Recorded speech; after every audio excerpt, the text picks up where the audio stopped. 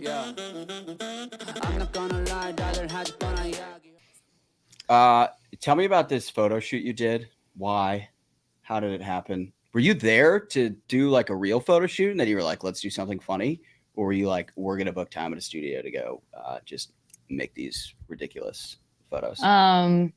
So Rachel had like pitched me on the idea and was like, have you seen the JC Penney photo shoots, like awkward photo shoots on TikTok?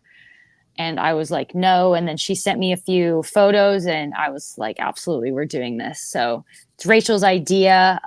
Honestly, we would have like, we were going to do it no matter what. Like we would have booked a studio, but luckily there was like some downtime during the PPA shoot and we were able to do it ourselves. Yeah, pretty funny. I think that the best rendition of it is definitely what Rafa and Brandon French released with the California Black Bears release. That was so funny. It was unbelievable. The caption was so good. I don't know if Rafa was expecting to be traded or not, but even if he wasn't and he was unhappy about it, I think that when you know your team sends you off like that, you have to be happy about it. That was amazing. Yeah, you think that was better than the Travis and Graham version? I That do was what I personally. wanted to add. I do personally. It's a little more explicit. I also just I don't know why something about Brandon French just really makes me laugh. Yeah, he's so I ugly. No, he's just interesting, and and he's so funny. So that was my favorite. The Travis and Graham one was awesome. Travis and Graham kind of copied all the poses that Rachel and I did, and they made some of them better. But I thought it was cool how Rafa and Brendan like did a lot of their own, and you know having like the paddle kind of covering like Rafa's junk and it's like suggestive, like where's Brandon's hand or Brendan, you know, his hand. Like I thought it was so funny. Wait, I haven't seen these ones. We'll have to How put have them you up not? on The put them up caption is on the unreal. The screen. caption is like, it was like, we hate to see you leave, but Brandon loves to see you go. Like loves to watch you. Something like that. Like with that quote, it was so good. It was very polarizing. It was surprising like how many people like did not realize we were joking and found it even like personally offensive. Like it was really kind of an interesting testament to like the difference of like different generations, like you know because people like my age and like under 30 you know generally pretty chronically online and it was funny, but then people older it was just confusing, like The what even. boomers do Yeah, not appreciate it. no they did not. I got a lot of DMs. It was funny, like Travis was fighting in the comments, like it was funny. It was really funny, honestly. If any pro pickleball players are listening at this point, check your Facebook messages because there is absolute gold in there. There are Yeah, some wild people sending Facebook messages. Instagram is one thing. Like Instagram, totally different demo. Your Facebook messages have some gold in there. for sure. Like when I did the Nasty Nelson on Aiden, some guy messaged me talking shit about me to me. I think not realizing it.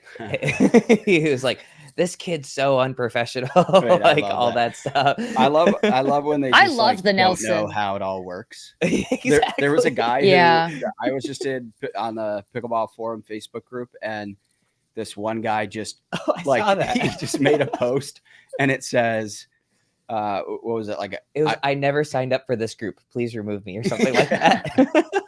It's like just leave the group. Oh, I love that.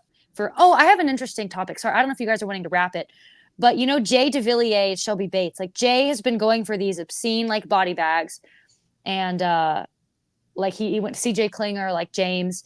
I didn't see the CJ Klinger one.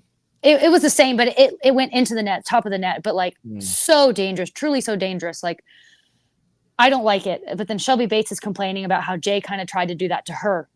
Mm-hmm. Is there like a line there with doing it on men versus doing it on women? Like I'm kind of curious. Like Seems like there's an informal one. It's there's something an you informal don't one, really but guys it's don't do to girls in mixed. Like there aren't too many dudes that are doing that to girls in mixed. I haven't really seen it. yeah, but it's kind of interesting. It's like why not in a sense? I mean, for one, we're so far off the line, like it's a little tougher. But you know, Jay went for it on Shelby. Girls are Definitely more of a moving target though. Girls are almost For sure, we're when so are almost shifty, like always sliding, right? yeah, Guys, there are some guys who are difficult to do because they don't, or that are pretty easy to hit at because they don't slide. They just like stand yeah. there and counter. Girls are almost always moving. Yeah, it's just interesting because like if a guy were to like try that to me, it would make me very angry, but like it doesn't really phase men like, you know, to do it to each other too much, it seems. It's kind of interesting to me.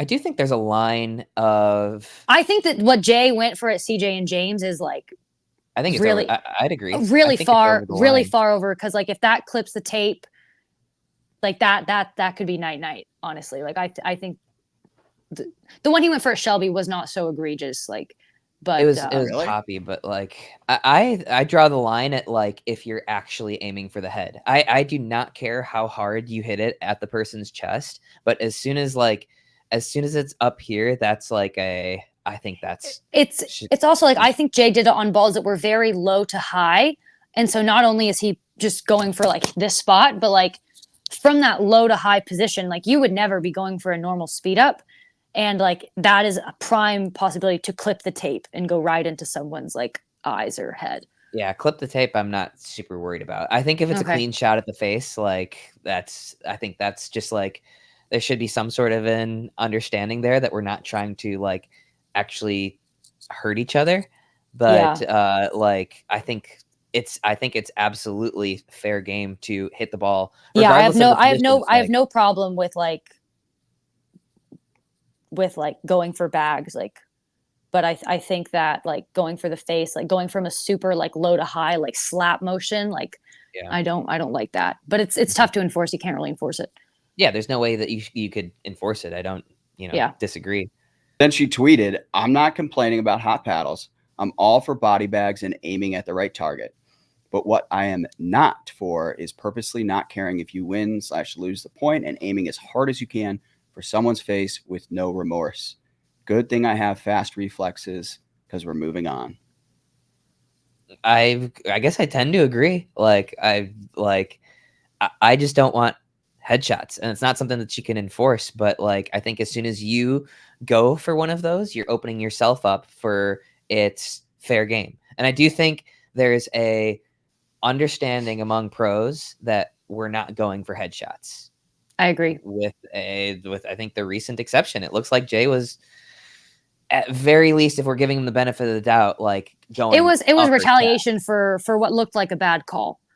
Mm. Honestly, I think a big problem was that was stupid of him is he did it while he was receiving. The very least, because she wasn't going to get hit by that. It wasn't like the right ball, but it's like at least do it when you're serving, dude. Like don't lose a point. Don't lose a point over it.